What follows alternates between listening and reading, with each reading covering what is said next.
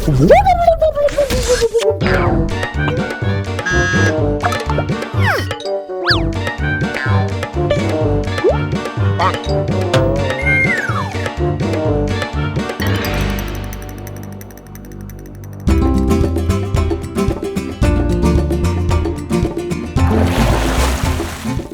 Kelsey was 3 years old, I looked out in the backyard of my mother and father-in-law's. They have a pool. It's one of those above ground pools.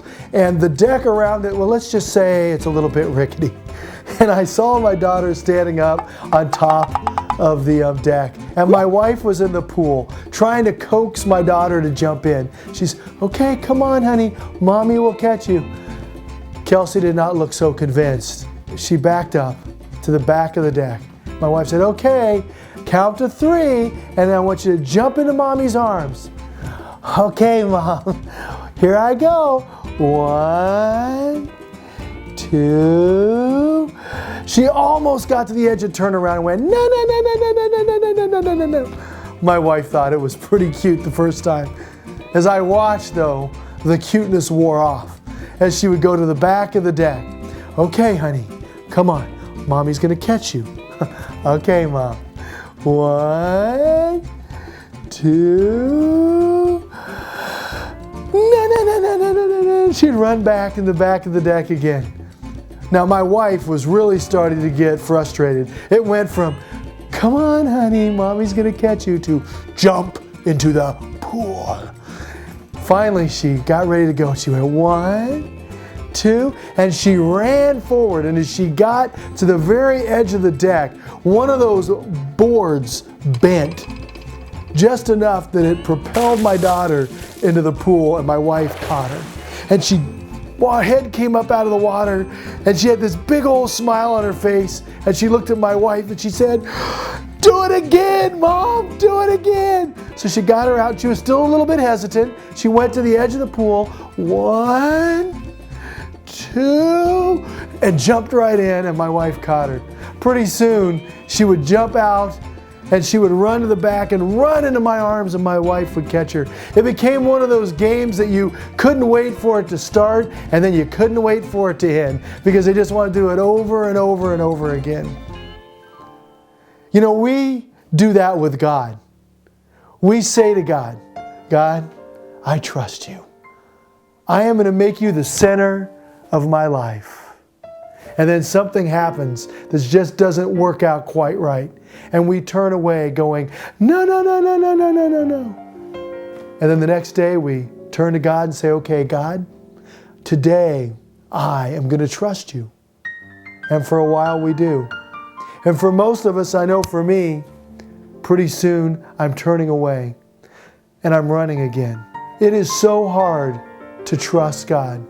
Sometimes in life, things make no sense. Sometimes in life, we find ourselves in situations that we don't understand. You know, for my wife and I, we both wanted to have a lot of children. My wife, I think she wanted to have 12, and I wanted to have 6. So we thought 8 would be a good number. But shortly after we got married, we found out that my wife and I were unable to have children. It was confirmed by the doctors, and it was devastating. All this talk of trust sounds good in theory, but all of a sudden God had removed something out of our lives that we really felt we wanted to have. We wanted a family. So we had to look a different route, and we found ourselves becoming very frustrated. Anyone who's ever tried to adopt a child knows all of the hoops that you have to go through, all of the long waiting, the intrusion of social workers coming in to see if you are a fit parent to be able to raise a child. None of that has to happen for someone who has children naturally. My wife and I were pretty disappointed, and it seemed like the process was never going to end. Till one day I got a call from a priest friend. We were living in Colorado Springs, and I grew up in Topeka, Kansas, and so did my wife. And this priest lived in Kansas City, and he asked me if I wanted a job as a youth minister there. I made the mistake of telling him no before checking with my wife, which turned out to be a mistake because, you know, happy wife, happy life, it is true. As a matter of fact, my father-in-law told me when I was getting ready to get married that when I get married, I have two choices. I can either be right or I can be happy. It has been true. And so my wife and I, we ended up moving to Kansas. And I did take the job after consulting with my wife. And just a few short months later, a doctor came up to me and said, "Do you know anybody interested in adopting?" I have a young lady who I know from another practice, a friend in another practice, who has just decided to put her baby up for adoption. Well, of course, I was so excited. Yes, I know somebody, my wife and I.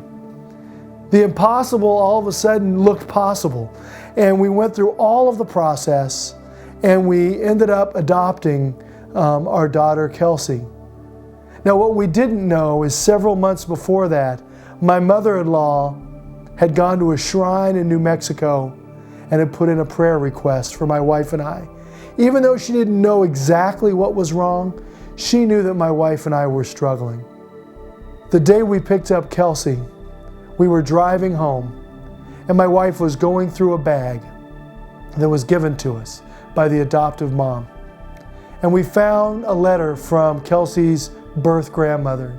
The birth grandmother wrote about a shrine that she had visited at the same time my mother-in-law had been there. And she had put a prayer request in for my daughter. She had put a request in that her daughter would do whatever was best for her. God found a way to take us from Colorado Springs and move us to Kansas City so that we could be with our daughter who God had planned from the beginning.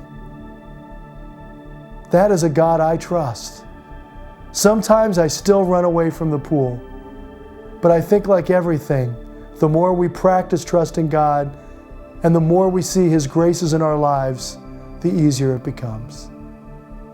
Have you trusted God? Do you struggle with that? Our God is so awesome. Give God a chance.